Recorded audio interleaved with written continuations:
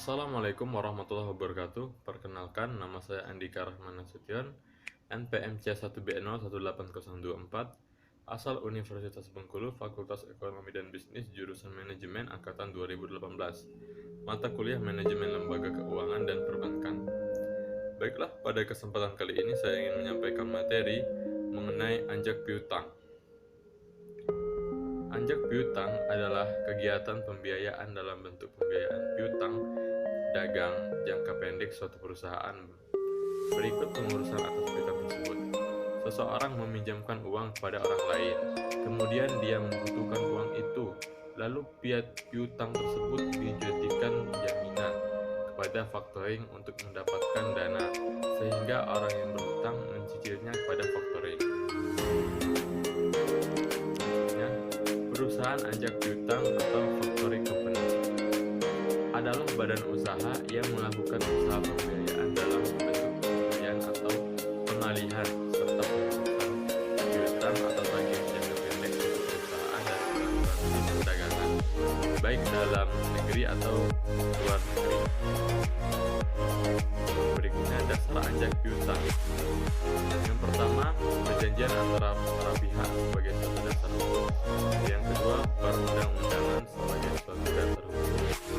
Kepres nomor 6 tahun 1988, Undang-Undang nomor 7 tahun 1992, berbagai peraturan perbankan lainnya, seperti Undang-Undang secara terbatas nomor 40 tahun 2007, Undang-Undang Koperasi nomor 25 tahun 1992, Undang-Undang LEPI nomor 2 tahun 2009, yang kemudian diganti Perpres nomor 9 tahun 2009. Berikutnya, pihak-pihak yang bertransaksi dalam anjak piutang atau factoring.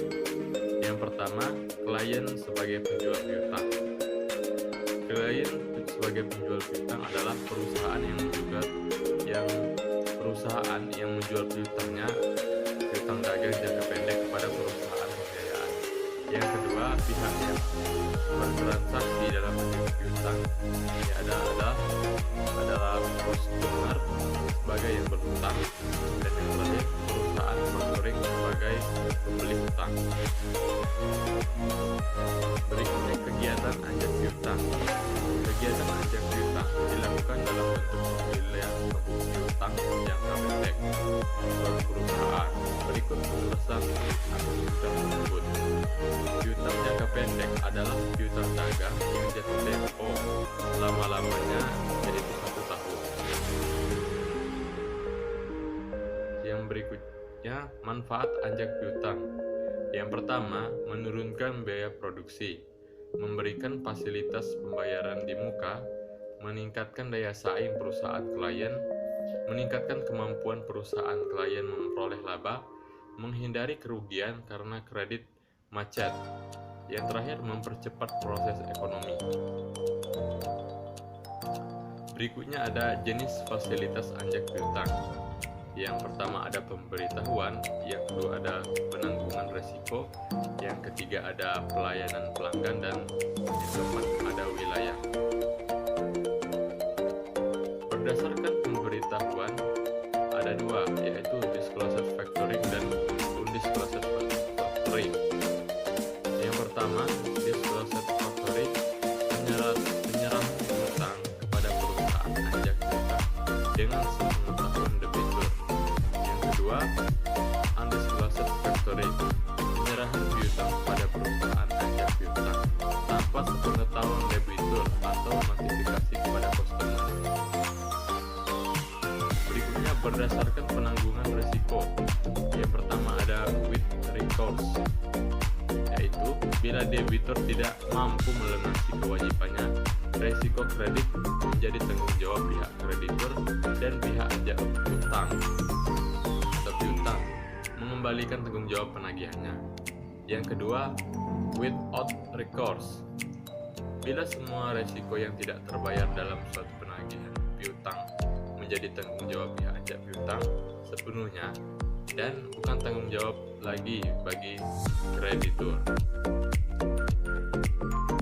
Berikutnya, berdasarkan pelayanan pelanggan. Di sini ada 5.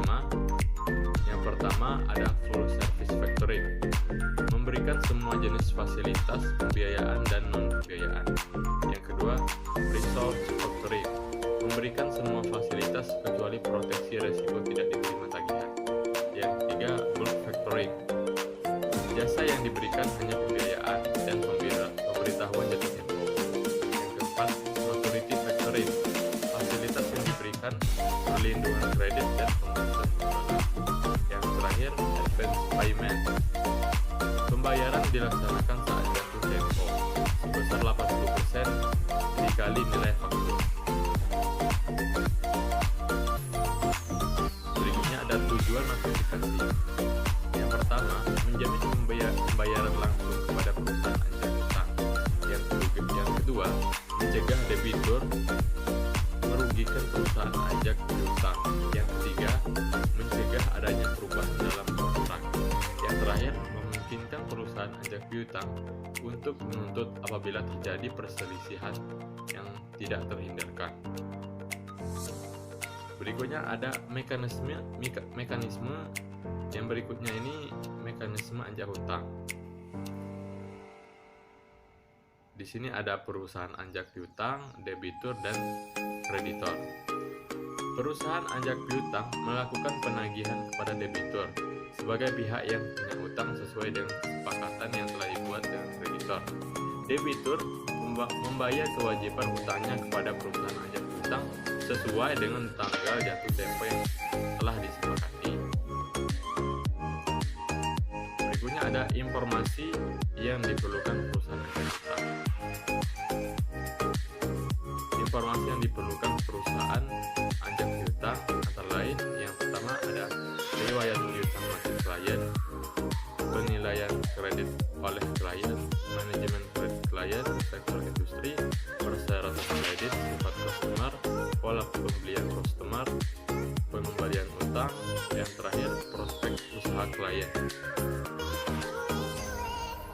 Pokok perjanjian factoring. Yang pertama ada ketentuan umum, yang kedua ada keabsahan piutang, yang ketiga ada pengalihan resiko, yang keempat ada pengalihan piutang, yang kelima ada notifikasi, yang keenam ada syarat pembayaran, yang ketujuh ada tanggung jawab klien atas debitur, dan yang terakhir yaitu ketujuh ada jaminan klien